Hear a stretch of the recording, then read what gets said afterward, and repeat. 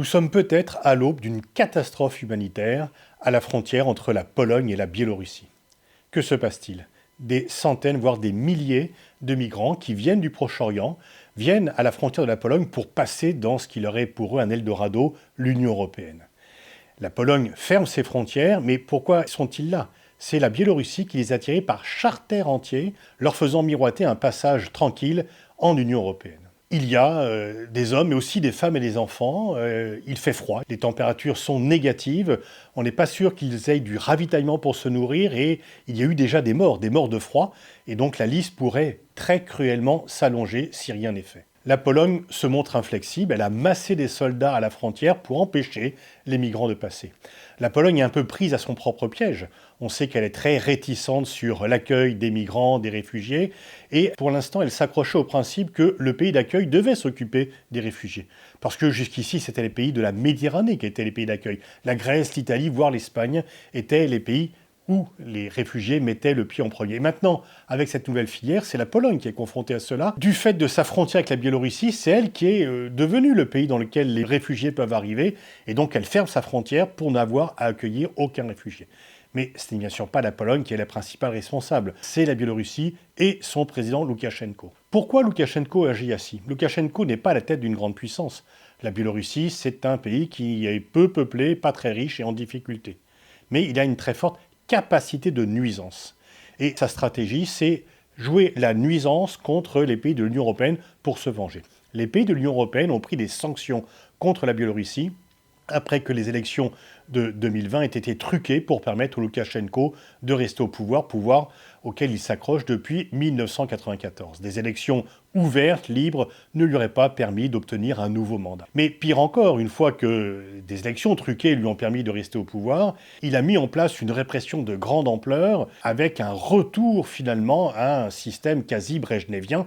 Il n'y a plus d'opposition possible, les manifestants sont réprimés, non seulement politiquement, mais également physiquement, ils peuvent être torturés, et donc il n'y a plus aucune opposition qui puisse s'exprimer librement. Et puis, on a vu aux Jeux Olympiques cette tentative de prendre cet athlète pour la ramener de force dans le pays, et puis cet avion détourné pour en extraire un opposant, un journaliste opposant. Bref, l'Union européenne a pris contre Loukachenko pour cet ensemble de déni de démocratie des sanctions, et bien pour se venger, Loukachenko attire des migrants dans un piège.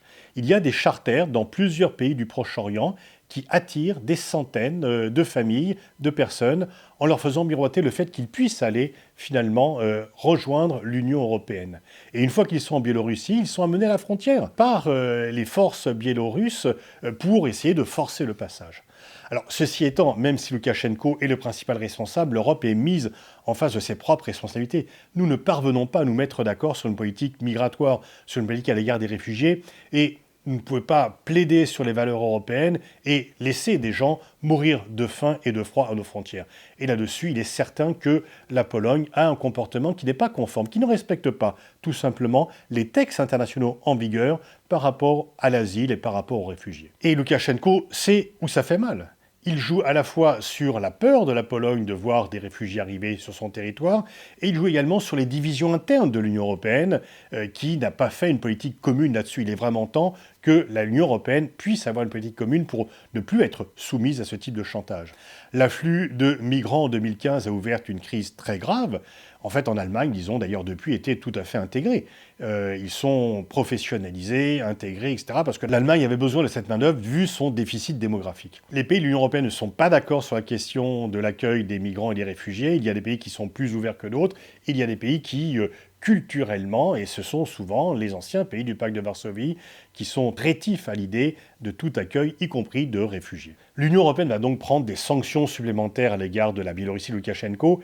Il n'est pas certain que ces sanctions soient efficaces, puisqu'on n'a pas tellement finalement de prise sur ce régime, dans la mesure où les sanctions existent déjà. On peut un peu frapper sur les exportations de potasse, effectivement, mais l'interdiction aux membres de sa garde rapprochée de voyager à l'étranger n'est pas tellement efficace. Est-ce que la Russie est derrière tout cela? À la fois, bien sûr, finalement, Poutine est le dernier recours pour Loukachenko, mais en même temps, Loukachenko n'est pas tout à fait la marionnette de Poutine. Donc il a des marges de manœuvre par rapport à Poutine. On le voit bien d'ailleurs, lorsque Loukachenko a menacé de couper le gaz qui part de Russie pour aller en Europe, Poutine l'a rappelé à l'ordre, le patron c'est lui. Poutine n'a aucun intérêt à ce que le gaz soit coupé parce que ce sont ses devises et la Russie, signe d'ailleurs des difficultés économiques du pays, est toujours dépendant pour 75% de ses recettes d'exportation des exportations de matières premières énergétiques. Donc c'est pas Loukachenko qui va décider si le gaz russe sera exporté ou non. Mais Poutine laisse faire Loukachenko par rapport au piège humanitaire pour les réfugiés. Il le laisse faire. Si Poutine lui disait « écoute, ça cause trop de problèmes et ça complique trop les relations avec les pays de l'Union européenne », Loukachenko viendra à une autre attitude. Donc il est sans doute nécessaire d'avoir ce dialogue avec Poutine pour voir ce qu'il peut faire par rapport à Loukachenko. Une fois encore, Loukachenko n'est pas purement sa marionnette, mais Poutine n'est pas sans argument par rapport à Loukachenko. Il y a donc une crise humanitaire qui est déjà terrible et qui pourrait l'être encore un peu plus, qui pourrait s'aggraver.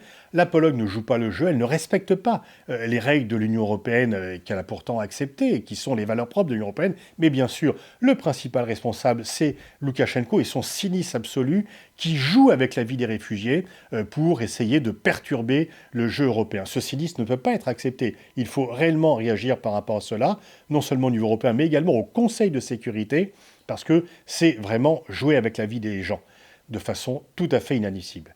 Et on voit finalement ce nouveau pouvoir, pas un pouvoir de puissance, un pouvoir de nuisance, le chantage. Vous m'embêtez, vous voulez me faire respecter des règles que je foule aux pieds, eh bien je vais vous embêter avec les flux migratoires. Les flux migratoires deviennent une arme, mais ils deviennent une arme parce que nous sommes finalement faibles par rapport à cela, parce que l'Union européenne n'a pas de règles communes et que nous annonçons à l'avance que nous sommes sensibles à cela et que nous sommes fragiles. Si nous affichions moins de fragilité par rapport aux flux migratoires, Loukachenko jouerait moins là-dessus. Jusqu'ici, le chantage aux flux migratoires était fait par rapport au stock de migrants possibles déjà présents. La Turquie disait « j'ai des millions de réfugiés chez moi, si vous m'embêtez, je les laisse partir ». Et donc l'Union européenne trouve un accord. Mais là, c'est une graduation supplémentaire, puisqu'on attire des gens. Les gens ne sont pas là. On les attire pour pouvoir faire pression sur les pays de l'Union européenne. C'est vraiment proprement scandaleux. Et ce crime, finalement, parce que c'est un crime que Loukachenko est en train de commettre, ne peut pas rester impuni.